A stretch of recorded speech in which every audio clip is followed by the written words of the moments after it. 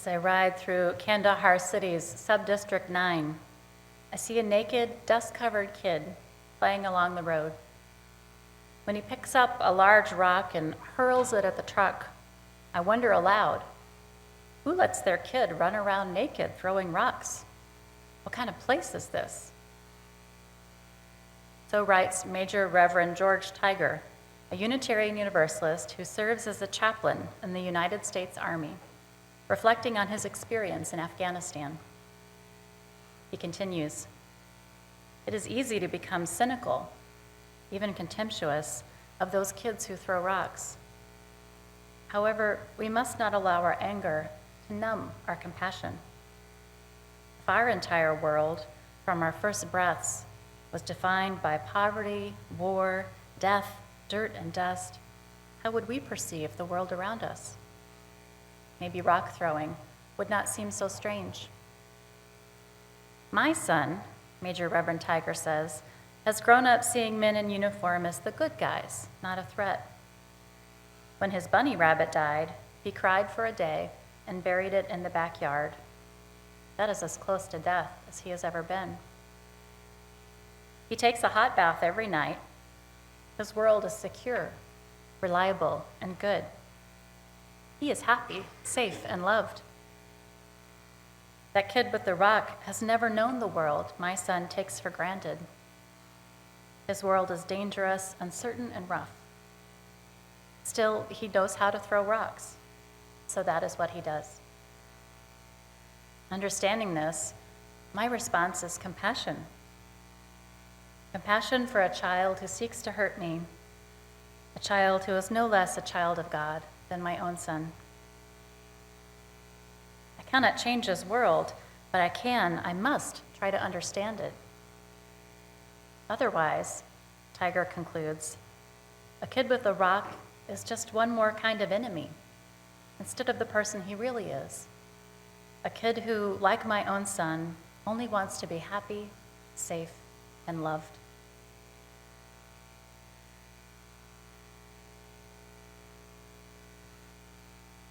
Major Reverend Tiger displays a depth of compassion and a clarity of vision about the larger context that produced this rock-throwing child. Can we imagine ourselves into the life experience of another person and not jump to conclusions about others or judge them harshly? Of course, it is easier to extend such open caring to a child in the midst of war who has learned to throw rocks than with, say, those who may seem to be political enemies here at home. I'm not suggesting there's no cause for fear.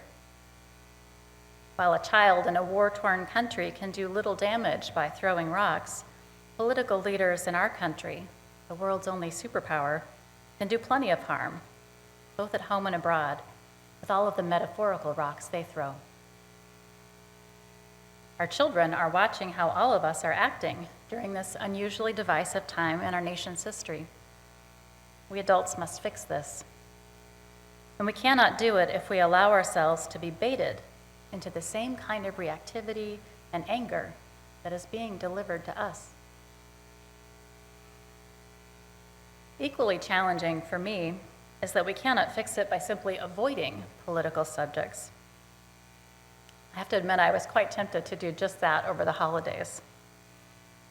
Perhaps some of you also have members of your family who seem to have sprouted from a different ideological planet than you. Or maybe you are the outlier. We made it to the last dinner of a family visit before the sort of charged statements I had been subconsciously dreading and waiting for finally cropped up. When one of my in-laws started griping about the people of another country and how they should welcome her proselytizing parent in to do charity work, my heart began to race. I looked around the table, and it was clear to me that no one else in the family was going to engage in an honest dialogue about colonialism or religious chauvinism or privilege. If anyone was going to do it, it was going to have to be me. As my pulse quickened, I was so tempted to just put another forkful of spaghetti in my mouth and wait for someone to change the subject. I'm convinced that instead of disengaging, as events continue to unfold, whether in our homes, workplaces, or in the public arena, we must embody a different way of being. And that means starting with ourselves. I knew this as I looked up at this family member at our last meal together of the holiday season. As troubling to me as the person's remarks was the agitation I could feel welling up within myself. Have you had this experience when someone makes a statement that is to you provocative? My thinking suddenly felt kind of clouded. My blood pressure surely shot up. And I had to make a point of breathing deeply as I considered how to respond. I did not want to lash out or make the sort of assumptions about this relative that I felt they were making about other people. I needed to offer myself some loving kindness before I could wade into a fraught conversation. May I be filled with loving kindness. May I be well. May I be filled with loving kindness. May I be well. May I be peaceful and at ease. May I be whole. We can model a different way of being by grounding ourselves in loving kindness. And to borrow a phrase from the Buddhist writer Pema Chodron, we can model a different way of being by not biting the hook. Not biting the hook. Can you picture the fish in the pond, startled by the dangerous gleaming hook that has just appeared, cold-blooded heart beating faster, ready to attack this silver stranger? But the angry fish who bites the hook will only hurt itself. After a few decades of effort, I managed to keep my cool most of the time with a sibling who can still push my buttons. I'd like to learn a little faster with those who demean whole groups of people in our public life. When a public figure throws a rock with a blatant insult or a subtle dig toward one or another group of people, I do not want to bite the hook. I do not want to let anger and fear overpower me. I do not want to let my words drip with contempt that my child will hear and internalize. So how do we avoid biting the hook? Pema Chodron writes that the best way to develop our ability to stay fully present with the experience of being triggered and to equate that with loving kindness is in meditation. This is where we can train in not getting swept away. I think she's right about that. When I look back, what stood between my reactive child self, letting my brother get my goat when he teased me, and my more composed adult self, holding it together at least a little better, were for me years of meditation. Chodron goes on to describe 4 R's of the process of transforming this urge to take the bait and bite the hook. Recognizing what is going on in us, our reactivity. Refraining from embracing those feelings, don't wallow in it. Relaxing with the underlying urge to react. And resolving to interrupt the momentum like this for the rest of our lives.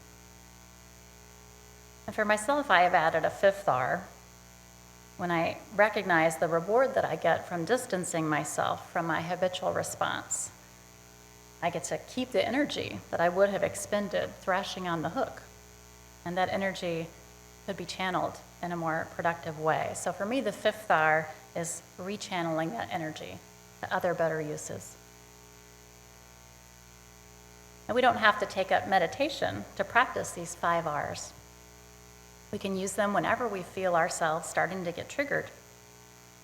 Whenever we encounter someone who, in their uncertainty or frustration or lack of skillfulness, knows only how to throw rocks. Right there in that moment, as our throat first constricts, or our belly tightens, or we hear the tone of our own voice growing sharp.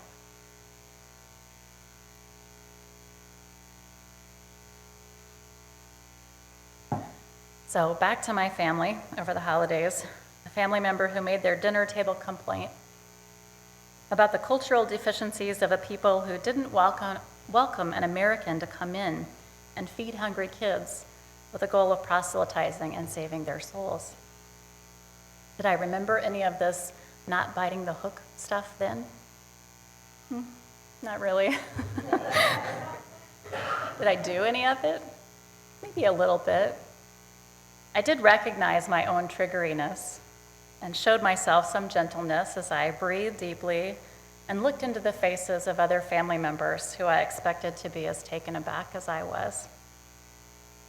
As I engaged in the conversation, there were moments when I tried to refrain from leaning into my own perturbedness and tried to relax the urge to respond in kind to the person who issued provocative statements. Actually named aloud one of the things that is difficult about some conversations like those, that they often proceed quickly and may be packed with all kinds of assumptions and nuances, a whole iceberg of beliefs underneath the surface of one spoken comment. One of my conversation partners, it ended up being me, the in-law, and their spouse, acknowledged this iceberg metaphor as a valid one. Where should I start? I tried to mention the legacy of colonialism, but that didn't seem to be heard, and the conversation quickly moved on. I struggled with how it was hard to respond to just the tip of the iceberg when there was so much below the surface. Yet those things are hidden and more difficult to name and grapple with, things that are unconscious. But I can see ways I was actively refraining from thrashing on the hook, or at least trying. I and the two other conversation partners agreed that one thing we value in common in our democratic society is that we can discuss our different opinions and perspectives openly. Yet I was also aware that hearing each other speak is not the same as listening to understand. And I named aloud in that moment that the conversation felt a bit futile to me because I wasn't sure understanding each other better was a shared goal. Now, thankfully, if we don't notice our reactivity during such an interaction and put the 5 hours to work right in that moment, we can reflect on these things later, perhaps after we've had a meltdown and then get back to calming ourselves and returning home to ourselves. And we can breathe into it and offer our agitated self a good helping of loving kindness. I've been reflecting on the holiday dinner table in the days since then, that conversation, and still kind of trying to figure out whether I used my energy in a productive way.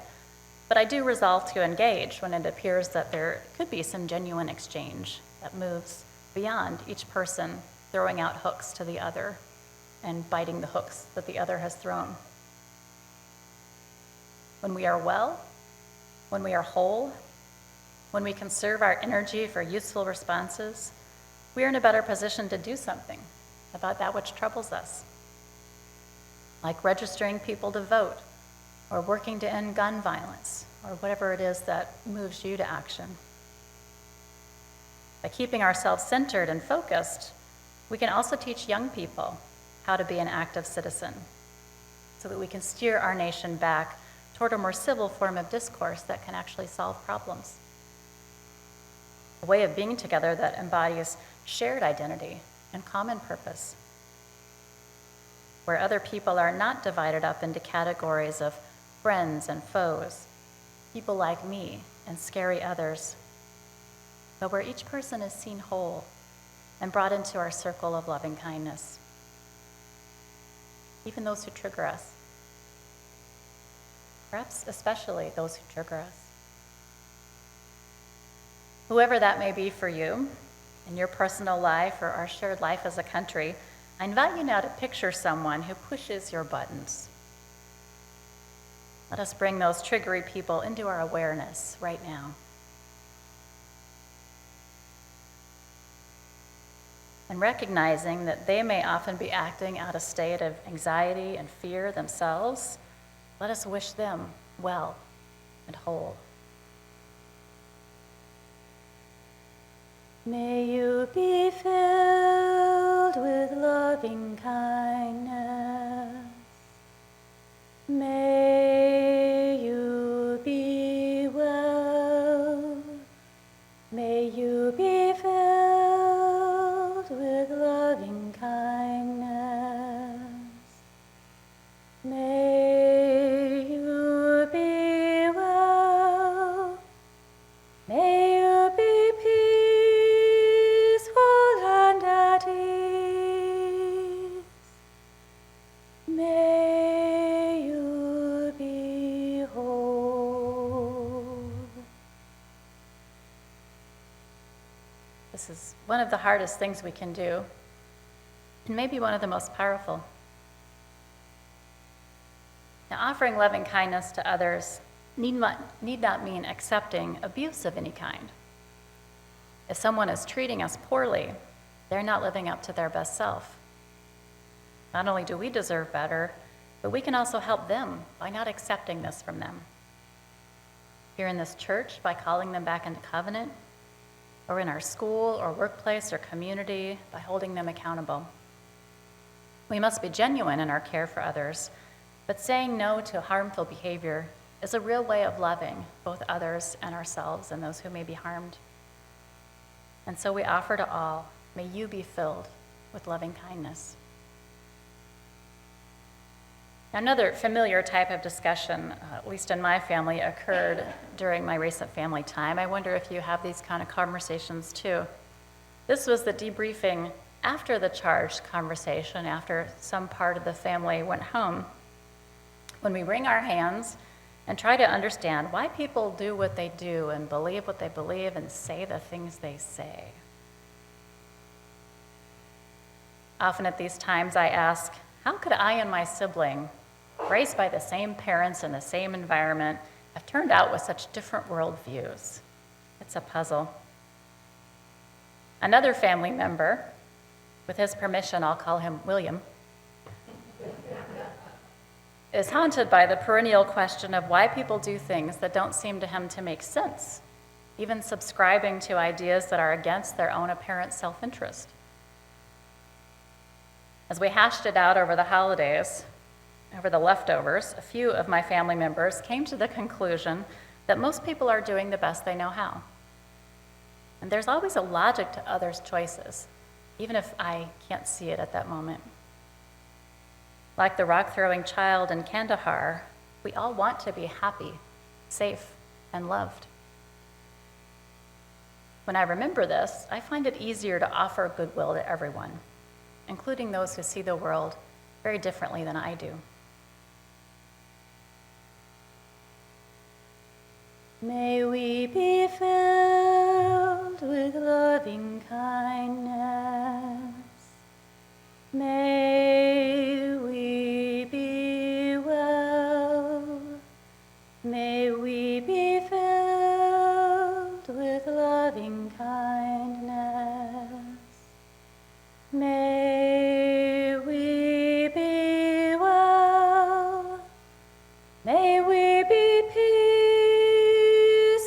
and at ease. May we be whole.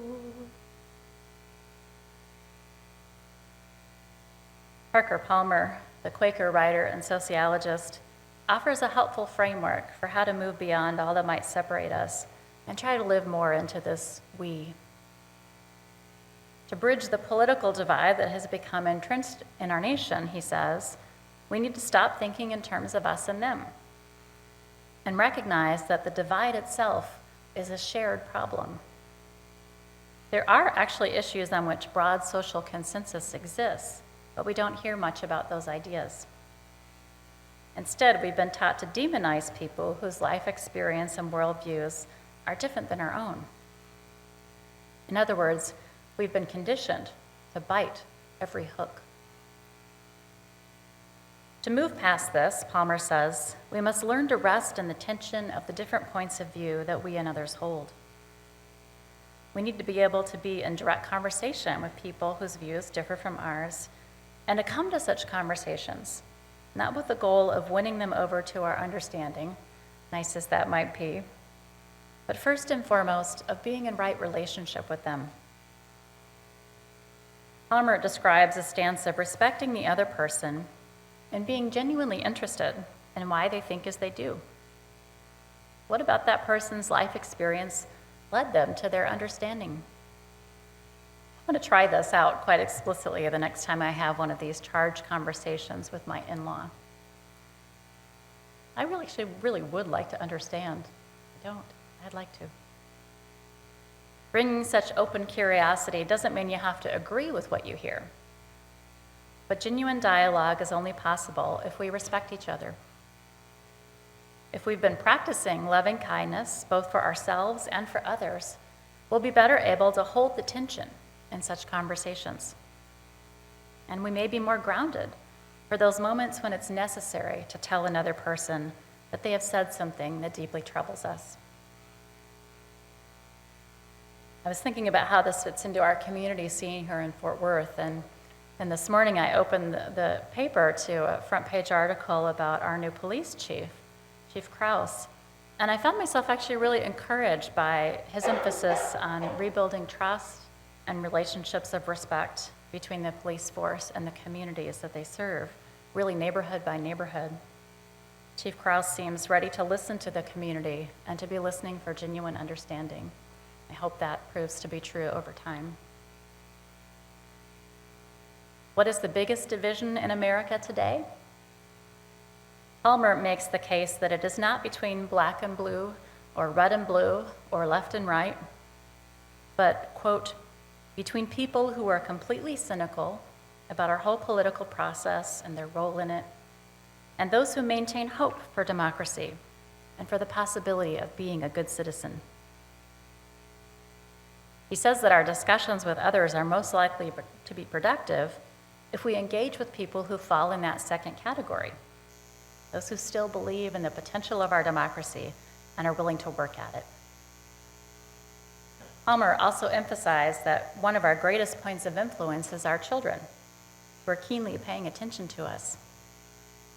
They notice whether we wish others well or are prone to bite the hook. Let us teach them by our words and our example how to live with respect and loving kindness for all. I've got a slide with the words, and feel free to join in with me if you'd like to. May I be filled with loving kindness. May I be well. May you be filled with loving kindness. May you be well. May we be peaceful and at ease. May we be whole. Whatever may happen in the weeks and months to come, in our families, our communities, our nation, and our world, let us strive for the peace, the well-being, and the wholeness of all. So may it be. Amen.